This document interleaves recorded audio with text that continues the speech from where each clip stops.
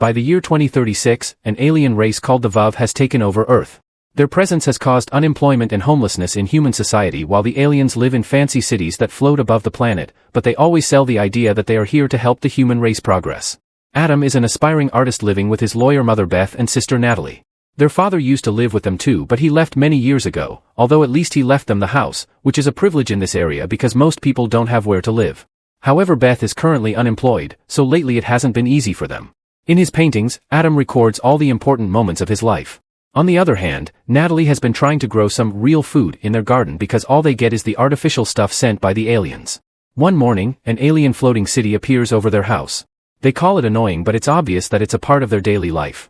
Later in school, Adam attends the final class of English literature, where they're made to watch a presentation from the aliens full of propaganda using a device that connects to their minds. In this presentation, the aliens use cute drawings to lie about how much they've helped Earth. Afterward, their teacher announces he's been forced to retire because the aliens want humans to learn their Vuvv culture and history instead, and it'll be done through the devices. That way the school doesn't waste money on teachers. Later, during their art class, Adam notices a new student named Chloe and starts talking to her to the point he develops a crush. He learns that her family doesn't have a house and she's tired of having to move every day. After class is over, Chloe and Adam are on their way out when they hear a shot. It turns out their literature teacher self-deleted. Adam is shaken by the harsh reality of the situation and invites Chloe and her family to come stay at his house. Later at dinner, the mood is tense. Chloe's father Mr. Marsh thanks Beth for dinner and promises to pay rent when he gets a job, but her brother Hunter is not grateful. Instead, he complains about not getting any real food. Suddenly Adam blurts out that Chloe's family can stay in their basement as long as they want without asking Beth for permission, who thought they would only be here for a night. Beth takes Adam to the kitchen to scold him in private, but Adam convinces her it's the right thing to do. During the weekend, Chloe shows Adam how she usually goes drop hunting. This means she checks the things the aliens throw from the floating cities to find stuff to sell. As they talk about the horrible situation, Adam opens up about his father, a real estate developer who got an offer to create human housing for the aliens. However, he refused it on account of the aliens' unfair terms and ended up going to California, hoping to make a decent living, but he hasn't contacted the family again since then. While they chat, Adam starts drawing her portrait, and afterward they have some fun playing around with the drops. Sometime later at home, Adam shows Chloe the finished portrait and the two are about to kiss when Mr. Marsh interrupts them. He makes sure to keep the curtains open so the teens can't do anything naughty behind his back. Later in school, Chloe tries to sell some of the stuff she salvaged so that her family can pay rent to Beth, but nobody has money to spend on things that aren't necessities. Adam likes her so much that he is ready to forgive the rent, but Chloe has an idea to earn some money. Because their alien overlords procreate only as their function without any feelings, they consider human romantic love as something peculiar.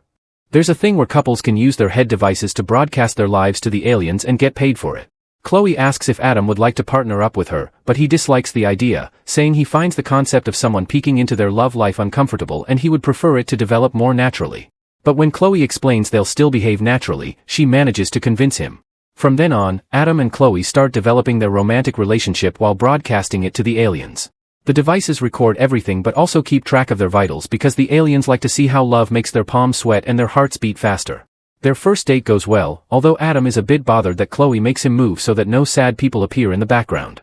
They have lots of sweet moments together, which can get kinda awkward because the device keeps telling them how many viewers they have and how much money they're making.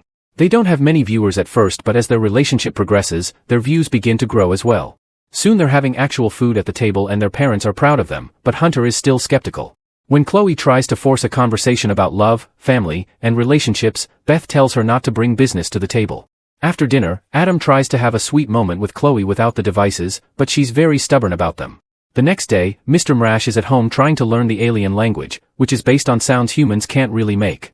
Hunter doesn't approve of this because he feels like his father is selling out.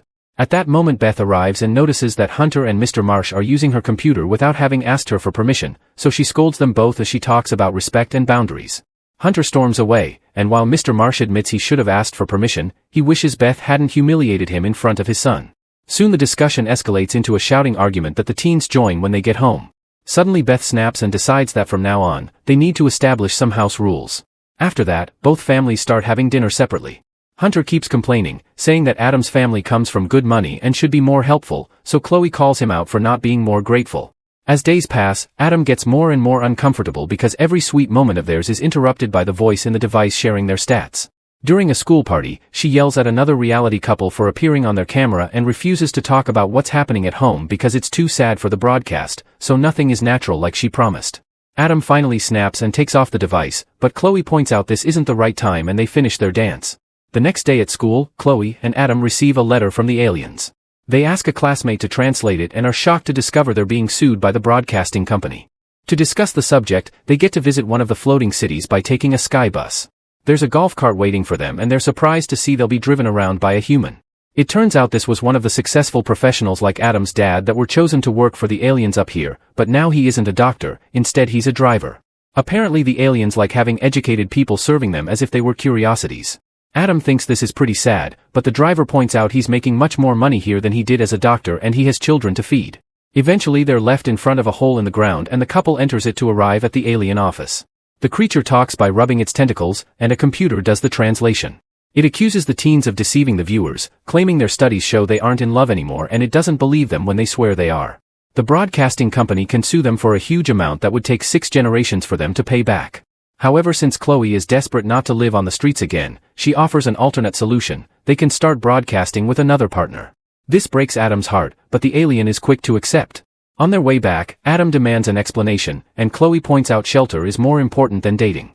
She also says it'll be better if they don't let business affect their friendship. Later at home, Beth checks the contract and admits there's nothing to do because the rules are clear and the alien lawyers are too powerful to confront them in court. Over dinner, Natalie starts getting pessimistic about their future, which leaves Beth very worried, so she goes to visit the alien office too. While waiting, she meets the boss offspring, who accepts to shake her hand with its tentacle. Then during the meeting, Beth explains there are different forms of love, and that the most powerful love is actually the one a mother has for a child. She points out the alien boss has a child too, so it must understand the feeling at least a little. Then she makes a new offer. When Beth returns home, Natalie and Adam are shocked to learn that their mom has come back with the alien boss offspring and they'll be paid for being its family. Beth and the alien have a peaceful wedding, although Adam is worried about his mother and annoyed by the fact Chloe is with another guy, still broadcasting. Over dinner, Beth has to cut the food for her husband and the family wonders what to call it. Since these aliens don't have concept of names, this one asks to be called Father, which the teens don't like very much. Since their breakup, Adam has been ignoring Chloe, so she tries to talk to him at school but he doesn't want to hear her out.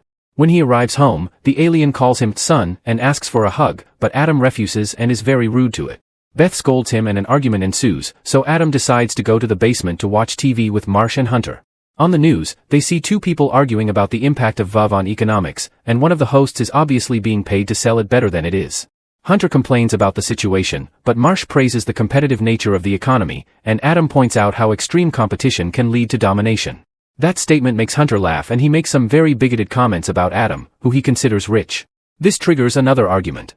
Hunter ends up leaving in a huff, and while Marsh at first apologizes, then he comments that Adam's family is doing actually pretty well, so Hunter wasn't completely wrong.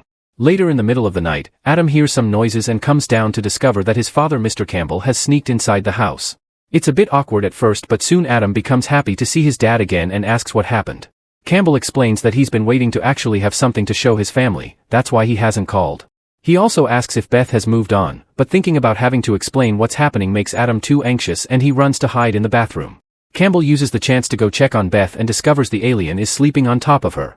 Unable to deal with such a sight, he leaves the building, and by the time Adam comes out of the bathroom, his father is gone again. Sometime later, the teens go to school only to discover it's been closed because the aliens have decided to provide education directly to the devices while the students are home. However, Adam stays a little longer to look at a building that signifies another loss for society. When he notices that they've covered all windows and doors, he decides to use this huge wall area as a giant canvas. Meanwhile, Beth spends most of her time watching TV with the alien, who likes old shows and movies and won't let Beth change the channel or leave its side. Suddenly the mail comes and Beth discovers that the alien has ordered an apron and a blonde wig for her. At that moment she gets a call from a workplace where she left her resume before all this started, and she's happy to discover she has an interview right now.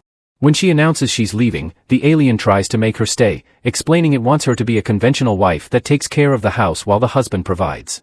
Beth finally snaps, and after doing lots of yelling that includes pointing out the one providing is actually the alien's dad, Beth leaves for her interview after turning off the TV.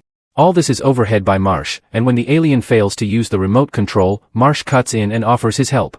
In the evening, Beth and her kids come home and are ready to celebrate because Beth got the job. However, they're shocked to discover that Marsh has put on the wig and the apron, explaining he's been taken over the alien's deal and now his family is playing the part. For the next few days, Adam continues to work on his mural, ignoring the weather and sometimes getting help from Natalie. Chloe sometimes watches him without revealing her presence, but she's also very frustrated about the alien situation with her dad. When Adam's finally done, the mural shows what a horrible time people are having with the overlords. Suddenly Adam trips and discovers the alien is here. Apparently it's gone out to explore the world and has discovered it's nothing like they show on TV. It notices the mural and asks about its purpose, but Adam doesn't know what to answer. The next day, Adam is called to the school, where lots of people are gathering. It turns out the alien has brought its dad and a human art expert to look at the mural, so Adam finally puts his words together to explain he painted this to show the state of the world, dedicating it to the spirit of human resilience. The aliens are impressed and offer him a huge opportunity to be an artist in one of the floating cities with a huge salary that leaves Adam speechless while everyone claps for him. After Beth checks the new contract, Adam decides to accept the deal. Natalie isn't happy to see him go, and when Adam explains it's only for a few months, Natalie points out that's what their father said. When it's time to leave, Adam says goodbye to his family, but before he can say goodbye to Chloe too, a small spaceship lands in front of the house to take Adam away to a huge spacecraft in outer space. Moments later, Adam is going through a very dark tunnel until he comes out in a big auditorium filled with aliens. To his disgust, the mural has been taken from the school and modified to make it look like the humans are happy to have the aliens around. Then he's asked to come to the stage, but they only want him to spread propaganda about how good the alien overlords are. Finally understanding his father and refusing to give up his morals, Adam cancels the contract and returns to Earth. Adam's family doesn't blame him for quitting, yet Adam still can't sleep. He decides to go to the school, and after noticing the damage caused by the aliens, he starts working on a new mural that matches his beliefs. Chloe finds him and after they both apologize, Adam invites her to help him paint, a sign that they can slowly work on their relationship. The name of this painting is Landscape with Invisible Hand. Make sure to subscribe our channel Cinema Fathom and turn on notifications so you can watch more videos like this. Thanks for watching.